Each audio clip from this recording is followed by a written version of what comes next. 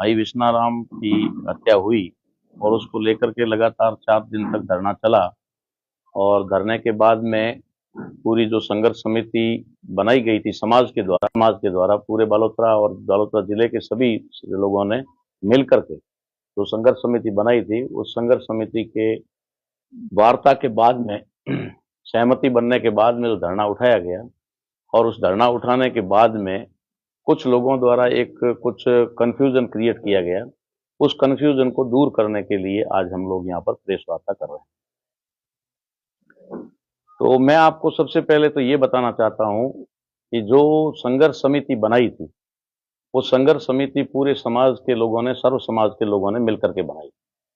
दूसरा पॉइंट ये है कि जो संघर्ष समिति बनी थी, लगभग सर्व समाज के लोग, यानी लगभग सभी जातियों के लोग उसमें इन्वॉल्व थे। उसके बाद में जो संघर्ष समिति और समाज के लोगों को जो भी हुआ, संघर्ष समिति ने भी जो कुछ भी किया, वो जाजम पर वहां धरना स्थल पर बैठे हुए लोगों से सहमति करके ही किया। जैसे सुबह की वार्ता की, और वार्ता में एक हमारा एक प्रतिनिधिमंडल बात, वो भी सेलेक्ट करके जिन लोगों को, वो भी धरना स्थल के ऊपर लोगों को बता करके कि ये लोग जो है पहली वार्ता में, फर्स्ट राउंड की वार्ता में जाएंगे, सेकेंड राउंड में कौन कौन जाएंगे, ये भी पूरे धरना स्थल पर बैठे हुए सर्व समाज के लोगों को बताया गया। उसके बाद में जब 3 बजे का टाइम दिया गया, और 3 बजे जब सेकेंड राउंड की मीटिंग में जो शिष्टमंडल वहां पर गया, वो ये सारी बात धरना गए कि भाई हम जा रहे हैं, और अगर किसी भी प्रकार की कोई सहमति बनती है तो क्या संघर्ष समिति के सदस्यों या जो भी है उनकी बात को स्वीकार किया जाएगा या फिर नहीं। तो उसके बाद में लोगों ने कहा कि जो संघर्ष समिति बनाई है तो इसके लिए ही बनाई है, फाइनल करोगे, वो डिसीजन समाज का डिसीजन है, तो समाज का डिसीजन है, वो समाज कैसे अस्वीकार कर सकता है। ये करने के बाद में हम लोग गए। वहां जाने के बाद में जिस तरीके से बात चली पैकेज की या आर्थिक की, जिसको लेकर के एक बवंडर खड़ा किया जा रहा है, देखो दुनिया में कहीं पर भी हो, कहीं न कहीं किसी न किसी बात के ऊपर सहमति बननी पड़ती है। उसके कई सारे कारण भी होते हैं।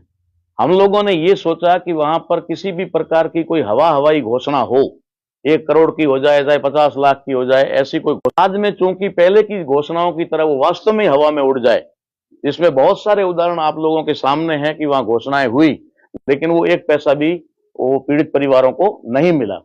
तो हमने कमिश्नर मैडम के साथ में, आईजी साहब के, कलेक्टर साहब के, एसपी साहब की मौजूदगी में जो मीटिंग हुई, उसके अंदर हमने एक एक चीज का तथ्य मांगा कि ये पैसा जो आप घोषणा कर रहे हो कैसे मिलेगा, क्योंकि कल को घोषणा करने के बाद पैसा ना मिले तो हम किसके पास जाएं। तो इसको लेकर के ये सारी चीजें हुई कि भाई ये 8.25 लाख रुपए जो है वो एट्रोसिटी एक्ट के तहत जो मिलता है वो मिलेगा, और ये जो भी 2 किस्त में है तो एक मुश्त जैसा ही। दूसरा जो है कि उसको लेकर के जो इनके और भी एक स्कीम है राहत कोष की, 1.5 लाख रुपए मिलेंगे, वो भी एक मुश्त ही मिलेंगे। तीसरी बात है कि नौकरी की मांग हमारी थी, तो संविदा के ऊपर नौकरी की प्रशासन ने बात कही हमसे कि संविदा पर एक को नौकरी दी जाएगी। हमने उनसे कहा कि संविदा से हम सहमत हैं, लेकिन संविदा वाली नौकरी संविदा ही नहीं रहनी चाहिए। एक टाइम जो भी 1.5 महीने का या महीने का होता है, उसके बाद, या साल 1.5 साल का टाइम होता है, उसके बाद में उसे परमानेंट करना पड़ेगा। ऐसा नहीं कि बाद में आप कई शर्तें निकाल दो, ये कर दो, वो कर दो, और कि ये नहीं हो सकते परमानेंट, ऐसा नहीं होना चाहिए। तो वहां पर सरकार के मौजूद जो विधायक गण थे, उनसे भी हमने कहा देखो भाई कल आप मुकर ना जाओ, आपकी सरकार है, और जिसको भी नौकरी दो उसको आपको आखिर में परमानेंट करना पड़ेगा। ठीक है, हम जानते हैं कि डायरेक्ट परमानेंट नहीं ले सकते आप, क्योंकि अपना भर्तियों का रूल होता है, तो पहले संविदा पे लेना पड़ता है, तो वो भी हमने पक्का किया। उसके बाद कि भाई जो अपराधी है, उस अपराधी की जितनी भी संपत्ति है, क्योंकि वहां पर जो बातें उठ रही थी उसको लेकर के, तो अवैध है, उस अपराधी की जितनी भी संपत्ति है, क्योंकि वहां पर जो बातें उठ रही थी उसको लेकर के, तो अवैध है या वैध है, जिसकी जांच करवाई जाए। तो उसमें भी प्रशासन ने लिखित में हमें दिया कि जितनी भी संपत्ति है उसकी, अवैध चाहे वैध जो भी है, उसके ऊपर उचित कार्रवाई की जाएगी। हम इसके ऊपर भी सहमत हुए। उसके साथ साथ उन्होंने कहा कि रोजगार के लिए एक और जो मामला है वो है, उन्होंने दूध डेयरी, जो अभी दूध के बूथ शायद मिल्क बूथ दिए जा रहे हैं, उनमें से एक मिल्क बूथ उनको बालोतरा में दिया जाएगा, जिससे भी वो 4-5 हजार रुपए का, 7 हजार का, तो संविदा का हो गया, ये हो गया। बात आई इसके अलावा, तो उन्होंने कहा कि भाई अगर ये घोषणा कोई करे तो वो तो सरकार के प्रतिनिधि कर सकते हैं, प्रशासन तो वही करेगा जो ऑन रिकॉर्ड प्रशासन दे सकता है, हवाबाजी तो करेंगे नहीं, वो तो जो स्कीमों के अंदर आएगा वो करेंगे। तो उन्होंने जो हमें बताया कि भाई एक हमारी आई है और उसके अंदर, क्योंकि उसमें कारण भी बताया गया, मैंने ही बताया, उन्होंने भी बताया कारण कि भाई पहले हम एक मुश्त जब पैसा देते हैं तो किसी को भी 10 लाख 20 लाख 50 लाख दे दिया तो उस पैसे का मिसयूज हो जाता है, या फिर उनके परिवार में पैसे को लेकर के झगड़े शुरू हो जाते हैं। और बच्चे भी अगर उनके मान लो किसी के 8-10 साल के बच्चे हैं तो पैसे के लिए जिद करके मोटरसाइकिल लो, गाड़ी लो, ये करके पैसे का मिसयूज हो जाता है और बाद में वो परिवार वापस उसी, इसलिए सरकार ने ये डिसीजन लिया है कि जो भी राहत देनी है वो किस्तों में देनी है ताकि उनके परिवार को रिक्वायरमेंट, उनकी आवश्यकता के अनुसार उनको मिलता जाए। तो इसको लेकर के उन्होंने बताया कि भाई इस प्रकार की एक पेंशन है जो कोई विधवा पेंशन नहीं, विधवा पेंशन 60 साल के बाद शुरू होती है, ठीक है ना। विधवा पेंशन के बाद की तो बात अलग है ना, जो ओल्ड पेंशन है वो 60 के बाद होती है, और विधवा पेंशन वो अलग मैटर है, 1000-1100 रुपए का जो भी है। लेकिन ये स्पेशल पेंशन जो है वो उनके पालन पोषण के लिए है और आजीवन के लिए। उसके अंदर ये स्कीम है कि जो भी जिसके नाम से भी परिवार तय करे, पत्नी के नाम से करे, तो पत्नी जब तक वो जिएगी तब तक वो 60 साल जिए, 60 साल, 70 साल जिए तो 70 साल। तो ये एक अनुमान उस समय लगाया गया कि भाई 20 साल की आज उसकी उम्र है, और क्यों कम आके, हम तो 70 साल तो मान के चलते हैं। तो ऐसे करके 50 साल का उसका आइडिया लगा करके कहा गया कि ये 50 लाख रुपए उसके मंथली 50 लाख हो गए, ठीक है, ऐसा माना गया। उसमें एक बात ये भी आई कि भाई अगर आप नवजात बच्चा जो पैदा होगा उसके नाम से भी अगर आप करवाना चाहें तो उसके नाम से भी हो जाएगी, और जो अब अभी नाबालिग है या ना समझ है तो उसकी वल्ली जैसे होता है, दादा दादी को बनाओ चाहे उसकी माँ को बनाओ, किसी को भी वल्ली बना लो। तो ये भी बात वहां पर तय की गई, तो उसमें परिवार के ऊपर छोड़ा गया कि भाई परिवार जिसका भी नाम देगा उसके नाम से पेंशन होगी, होगी माँ और बेटी। आज बेटी हुई, हमें खुशी है कि भाई कम से कम आज मैं ये मानता हूँ कृष्णाराम का पुनर्जन्म है, ठीक है। तो वो बच्ची जो है उसके नाम से होगी तो वो लॉन्ग टर्म चलेगी, और रिक्वायरमेंट भी आज की तारीख में उसको है, सबसे ज्यादा रिक्वायरमेंट उसको है। शायद उसको रहेगी तो माँ भी अपनी बेटी के साथ साथ में रहेगी। तमाम चीजें जो है सोच समझ करके सारा डिसीजन लिया गया। इस आधार पर ये पैकेज जो बना उसको हमने कहा, हालांकि ये अभी 1 लाख रुपए 95,000 के आसपास सालाना बनता है, लेकिन ये जो डीए बढ़ता जाएगा तो 1.25 लाख तक भी जाएगा, ये 1.5 लाख तक भी जाएगा, मंथली 2 लाख तक भी जा सकता है। लेकिन हमने उसको आज की रेट में माना कि भाई 1 लाख रुपया अगर मंथ सालाना होता है और 50 साल तक अगर वो महिला जिंदा रहती है, ठीक है ना, तो उसको 50 लाख का ये माना गया। ऐसे करके ये 60 लाख का एक पैकेज, जिसमें ऑर्डर में स्पष्ट लिखा है, हाँ हो सकता है कि मुझसे वहां कहने में कोई भूल हो गई हो, क्योंकि मैं संघर्ष समिति का सदस्य नहीं हूं, लेकिन संघर्ष समिति ने मेरे ऊपर जिम्मेदारी डाली कि आप इसकी जो है घोषणा करो, यहाँ ऐलान करो, जो भी वहां से आया है उसकी बात यहाँ आप रखो। तो मैंने बात रखी, तो हो सकता है मेरे कहने में कोई बात रह गई हो, मैं वो पेंशन वाला शब्द ना कह करके सीधा पैकेज वाला ही बोला। तो पैकेज के अंदर दोनों बातें लिखी, ऑब्लिक करके लिखी हुई है, जो ऑर्डर दिया गया है वहां से, उसमें कि एक मुश्त ऑब्लिक पेंशन। तो एक मुश्त में जो 8.25 लाख रुपए ये एक मुश्त में है, जो राहत कोष के 1.5 लाख रुपए वो भी एक मुश्त में है। और फिर बाद में हमने विधायक महोदय से, सरकार से निवेदन करके कहा कि भाई कैसे भी करके इस परिवार को दो। तो उन्होंने 10 लाख फिर 12.5 लाख तक ला करके बात रखी, तो वो 12.5 लाख भी उनको एक मुश्त ही मिलने, तो आधा लगभग पैसा उनको एक मुश्त में मिलेगा, 20-25 लाख रुपया, और बाकी वाला जो है वो उसमें मिलेगा। तो इसका जो क्रिएट किया गया कुछ लोगों के द्वारा, और वो साफ बात है, मैं आपको स्पष्ट बताना चाहता हूं कि यहां पर किसी भी संघर्ष समिति के सदस्य के मन में ऐसी कोई भावना नहीं थी, ना ही किसी के अंदर कोई मिलावटी का मामला था, और क्यों होगा, होने का कोई मतलब ही नहीं होता है। फिर भी अगर किसी लोगों को डाउट है तो क्या हुआ है मैटर, वो मैं आपको बताना चाहता हूं। कुछ ऐसे लोग थे जो उसमें समाज में 3 कैटेगरी बन रही है। एक कैटेगरी हम उसको मानते हैं जो संघर्ष समिति के मेंबर थे, सदस्य थे, जो सारी चीज के लिए जिम्मेदार भी थे, सारी चीजों से अवगत भी थे, जानकार भी थे, वो लोग थे, और जो वहां पर कलेक्टर के ऑफिस में बात हुई उससे भी वो वाकिफ थे। दूसरा दल वो था जो इस संघर्ष समिति की बातों से सहमत नहीं था या एक विरोधाभास में खड़ा था। और तीसरा समाज का ग्रुप था, वो था जो दोनों से ही अनभिज्ञ था, दोनों से अनभिज्ञ। तो बड़े पैमाने पे वो लोग हैं जो अनभिज्ञ हैं, 20 लोग या 25 लोग मान सकते हैं कि वो लोग सदस्य थे संघर्ष समिति के, वो सारी घटनाक्रम को उसके से वाकिफ हैं। और कुछ लोग जो संघर्ष समिति के अगेंस्ट थे, विरोध में थे, वो ऑटोमेटिक ये करना चाहते थे, इसलिए उनको ये बता, बाकी का समाज जो है गुमराह किया जा रहा है। रही बात उसके बाद में इसकी गिरफ्तारी की, तो गिरफ्तारी पे स्पष्ट बात वहां पर हुई कि भाई वो आप सब जानते हैं, भली भांति पूरा बालोतरा जानता है कि ये जो है अपराधी जो है वो थोड़ा साथी है, और इतना आसानी से अगर हाथ ना भी लगे, भाई दबे लगने को 24 घंटे में लग जाए, ठीक है, 1 घंटे में लग जाए, और हो सके कि अगर इसको 1 महीना भी लग जाए, तो क्या महीना एक महीने तक क्या बॉडी लेकर हम बैठे रहेंगे? ठीक है ना, वो बॉडी के साथ भी अन्याय और परिवार के साथ भी अन्याय है। दूसरी बात यह है कि अगर मान लीजिए हम बैठे भी रहते हैं 2-4 दिन और भी बढ़ा देते हैं धरने को, उसके बावजूद भी अगर वो पुलिस के पकड़ में नहीं आया, तो हम क्या करें? क्या वो प्रयास नहीं कर रहे? प्रयास, आश्वासन हमें पूरा मिला, टीमों का मिला, आईजी साहब ने पूरी तरह से हमें आश्वस्त किया कि किसी भी कीमत पर, क्योंकि वो नामजद है, किसी कीमत पर बचेगा नहीं, समय लग सकता है लेकिन बचेगा नहीं। तो ये बात थी कि 4 दिन से हम लोग बॉडी को पोस्टमार्टम भी नहीं हुआ था। मेन चीज पोस्टमार्टम समय पर न होने की वजह से एक चीज, क्योंकि हम धरना स्थल पे थे, धरनार्थी थे, तो हमें पता है कि भाई हमारे पास फिलहाल यही जोर है, तो इस जोर को लेकर के हमने कहा कि पोस्टमार्टम नहीं होने देंगे। लेकिन अंतरात्मा तो हमारी भी कह रही थी कि हम गलत कर रहे हैं, क्योंकि पोस्टमार्टम पे जितनी देरी होगी उतने उसके जितने भी अंदर के सबूत है, तथ्य हैं या सिम्टम्स है, वो सारे के सारे लॉस्ट हो जाते हैं, खत्म हो जाते हैं। तो बाद में देखो, कोर्ट के अंदर अच्छी तरह से लोग जानते हैं कि कोर्ट में 3 चीजें होती है, गवाह होता है, सबूत होते हैं और पोस्टमार्टम रिपोर्ट होती है। उनमें सबसे मजबूत चीज कोई होती है तो पोस्टमार्टम होती है। गवाह जो है मतलब हॉस्टल हो सकते हैं, सबूत खत्म किए जा सकते हैं, लेकिन पोस्टमार्टम की रिपोर्ट महत्वपूर्ण होती है।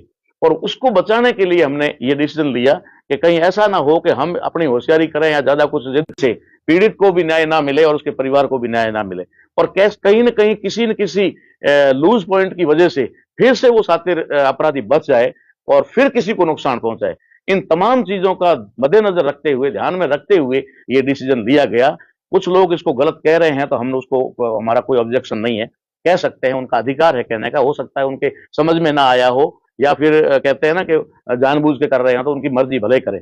लेकिन आम समाज के लिए हमारा ये संदेश है कि हम हमेशा आपके बीच में हैं, और ये संपूर्ण जो निर्णय था वो संघर्ष समिति के लोगों का था, किसी एक व्यक्ति का नहीं था। संघर्ष समिति का कोई असंतुष्ट भी हो सकता है, लेकिन बहुतायत में लोगों की सहमति बनने के बाद में ही ये डिसीजन हुआ है। इसलिए जो भी अफवाहें चल रही है या जिसके द्वारा भी चलाई जा रही है, मैं समाज से अनुरोध करता हूं कि उन चीजों के ऊपर आप इस बात का कोई ध्यान न दें। हम आपके सामने हैं, हम आपके बीच में हैं, हमेशा आपके बीच में। हम कोई यहां से भागकर जाने वाले नहीं है और घर में छुपकर बैठने वाले भी नहीं है। हम 24 घंटे समाज के बीच में खड़े रहने वाले हैं। अगर कभी भी सबूत आपको मिल जाए कि हमने कोई मिली भगत से या किसी दबाव में या किसी भी तरीके से ये मतलब डिसीजन लिया है, या परिवार को सहमत न करके, विश्वास में न लेकर के किया है, ये बात अगर कभी भी साबित हो जाए तो हम समाज के गुनहगार हैं। समाज जो चाहे वो सजा दे सकता है। लेकिन कुछ देखो विरोधी, आप भी जानते हैं, मैं भी जानता हूं, दुनिया के अंदर सिस्टम है कि अगर एक पड़ोसी का आपस में नहीं बनता है और एक का बच्चा अगर 90% लेके आता है, दूसरे वाला 70 पे अटक जाता है, तो क्या 90% वाले से वो खुश होगा? वो कभी नहीं हो सकता, क्योंकि उसको मालूम है कि ये क्यों लाया 90%। तो लाया उसने, अपनी योग्यता, तेरा फर्ज है कि उसकी शाबाशी दे, लेकिन वो शाबाशी किसी भी कीमत पर नहीं दे सकता। तो जो विरोधी है वो कभी भी वाहवाही नहीं करेगा, चाहे आप कितना ही अच्छा काम कर लो। हम तो बेहतर ला की बात कर रहे हैं, लेकिन जो नौकरी वगैरह सारा मिला करके तो ये 1-1.5 करोड़, 1.25 करोड़ से भी ज्यादा जाएगा। नौकरी वाला 3-4 करोड़ पे भी जा सकता है। तो हमसे जितना बन सका वो हमने किया। हमने कोई पहाड़ नहीं तोड़ा, हमने कोई एहसान किसी पे नहीं किया। हमने पूरी संघर्ष समिति ने एक रविवार को जितना कुछ हम कर सकते थे, हमें भी मालूम था कि जिस तरीके से पुलिस का रवैया हम देख रहे थे, उसके अनुसार हम पहले से ही मुकदमे झेल रहे, 3-3 मुकदमे हम पहले झेल रहे हैं। चौथे मुकदमे के लिए भी हम तैयार थे, लेकिन हमें पता था कि हम तो चौथा भी झेल लेंगे। लेकिन ऐसे भी बहुत सारे लोग हैं जो अगर इसमें फंस गए तो वो निकल नहीं पाएंगे। तो तमाम चीजों का ध्यान रखते हुए डिसीजन लिया गया है। किसी भी दबाव में उस पर नहीं लिया गया, या किसी क्या मिली भगत में ऐसा नहीं हुआ है। तो मैं यही इसके बारे में आप लोगों से निवेदन करना था, इसी के लिए मैंने ये प्रेस वार्ता आज यहाँ रखी थी। इसमें जिस प्रकार का भी किसी को भी कोई सवाल है वो मुझसे डायरेक्ट भी कर सकते हैं, अगर किसी को समझ में नहीं आई है। अगर किसी को ना समझ में आई है तो प्रशासन के अधिकारियों से भी डायरेक्ट उनसे जाकर के कलेक्टर साहब से मिल सकता है कि ये पैकेज जो है किस प्रकार से है। ठीक है, वहां कहने में ये हुआ कि भाई ऑल ओवर हमने जोड़ करके उसको 60 लाख रुपया बोला। ठीक है, ये मेरे कहने में हो सकता है चूक रही हो कि भाई मैं पेंशन वाला नहीं बोला, तो वो मेरी गलती है। इसमें संघर्ष समिति कोई गलती नहीं है। संघर्ष समिति का जो डिसीजन है वो कोई गलत नहीं है। मुझे तो वहां खड़े होकर के कहने के लिए कहा था। इस तरीके से कल पूर्व विधायक मदन प्रजापति ने प्रेस वार्ता कर संसमन की स्थिति कर रही थी, तो वो आपकी समिति के भी मेंबर थे, तो उनको अपना बयान दूसरी तरफ से दिया। अब खैर, ये पहली बात तो ये है कि ये उनके स्वविवेक का मामला है। ठीक है ना, हम लोग इसके ऊपर कोई दबाव या ऐसी बात नहीं कर सकते। उनको जो समझ में आया वो किया होगा। लेकिन लोग संघर्ष समिति में साथ में थे, ये लोग, हमें तो बाद में साथ में ले जाया गया एक शिष्ट मंडल के तौर पर। हमें और गोपाराम जी को इनको तो ले जाया गया, लेकिन मदन जी तो उसमें कमेटी में मेंबर है। गोपाराम जी भी नहीं है, मैं भी नहीं हूँ, मेंबर नहीं है, लेकिन वो मेंबर थे, हमें ले जाया गया। तो शायद ऐसी कोई बात बन रही थी या उनके दिमाग में ये बात आ रही थी। तो मेरा निवेदन तो यही है कि वो उसी समय कहते, चलती मीटिंग में कहते कि भाई ये चीज मेरे को समझ में नहीं आई या मैं इससे सहमत नहीं हूं। बाकी कमेटी सहमत है तो वो करे, लेकिन मैं इससे सहमत नहीं हूं, ये कहना चाहिए था। दूसरी बात है कि उनको धरना स्थल पे आकर के भी अपनी असहमति वो व्यक्त कर सकते थे, जहां हिमाराम जी भी बैठे थे, हरीश जी भी बैठे थे, गोपाराम जी भी थे, अरुण जी भी थे, अधुराम जी भी थे, प्रियंका जी भी थी, सारे लोग वहां पर मौजूद थे। वहां कह देते भाई कि मैं इस फैसले से नहीं हूं। तो जो भी उन्होंने कहा है किया है, शायद वो अपने विवेक की बात है, इसमें हम ज्यादा कोई टिप्पणी नहीं करेंगे। उन्होंने एक टिप्पणी की है कि वहाँ पर समाज में दो पार्ट होने का काम संघर्ष समिति के लोगों ने किया, युवाओं को अलग कर दिया और संघर्ष समिति के लोग अलग कर दिया। उसमें मैं ये कहना चाहूंगा, जो उनको दिखा वो हुआ और सभी को दिखा। वहां पर दो फाड़ तो हुए, लेकिन वो दो फाड़ क्या हुए और किस वजह से हुए वो मैं थोड़ा आपको क्लियर करना चाहता हूं। कहीं पर भी हो, एक साधारण में, आप भी हमेशा आप का इस काम में रहते हो तो आपको सब पता है कि कहीं पर भी हो 100% लोगों को संतुष्ट करना संभव कहीं पर भी नहीं। ठीक है, कहीं पर भी नहीं, दुनिया में किसी भी कोने में चले जाओ कि आप 100% लोगों को सहमत कर दोगे, ऐसा हो नहीं सकता है, राजी या खुश कर लोगे। कुछ लोगों की वहां पर ये मंशा थी कि भाई ये कमान हमारे हाथ में रहे और ये डिसीजन या ये श्रेय हम लें। ये ऐसा होता है, हर आदमी में ये एक मानव प्रवृत्ति है, कोई गलत नहीं है, कोई अपराध नहीं है। हर आदमी चाहता है कि इसका श्रेय हमें मिले, लेकिन वो श्रेय किसी कारणवश उनको नहीं मिल पाया। तो वो थोड़ा थोड़ा विरोध तो पहले दूसरे दिन से ही चल ही रहा था, लेकिन लास्ट में जब ये संघर्ष समिति ने ये सहमति करके या जो भी डिसीजन लेके आ गए, तो वो असंतुष्ट जो लोग थे उन्होंने वहां बखेड़ा खड़ा करने की कोशिश की। कोई ऐसा नहीं था, समाज में कोई दो फाड़ नहीं है। मैंने आपको बताया ना, 3 कैटेगरी है। एक कैटेगरी वो है जो कार्य संघर्ष समिति है, दूसरी वो है जो इसका विरोध करने वाले कर रहे हैं, और तीसरे वे लोग हैं जो दोनों से अनभिज्ञ हैं। उनको तो हम कहेंगे तो भी सही मानेंगे, वो कहेंगे तो भी सही मानेंगे। तो उनका कंफ्यूजन दूर करने के लिए ही ये वार्ता रखी है। और कोई सवाल? बिल्कुल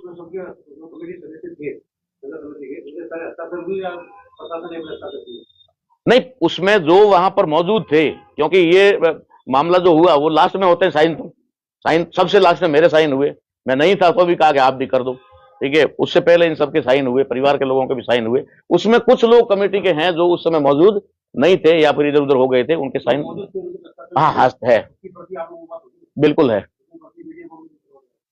प्रति मीडिया को उपलब्ध करवा दी जाएगी, बिल्कुल करवा दी जाएगी, इसमें कोई डाउट नहीं।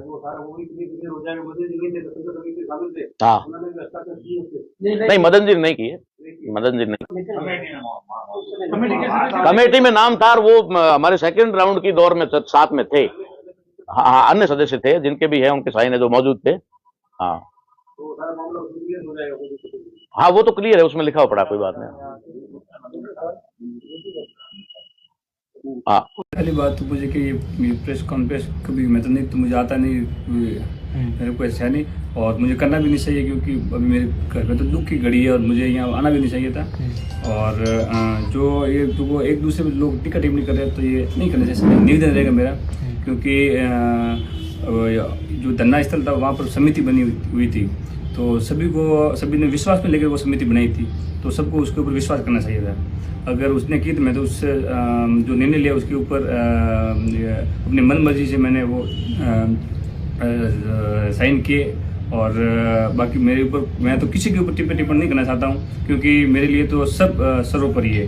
जो धरने पर साथ दिया, जो भी लोग आए, सब मेरे लिए सर्वोपरि है। और मैं तो सभी से निवेदन करना चाहता हूँ, कोई किसी के ऊपर टिप्पणी नहीं करनी चाहिए। आप पर कोई दबाव वगैरह बनाया गया? नहीं, कोई दबाव नहीं बनाया।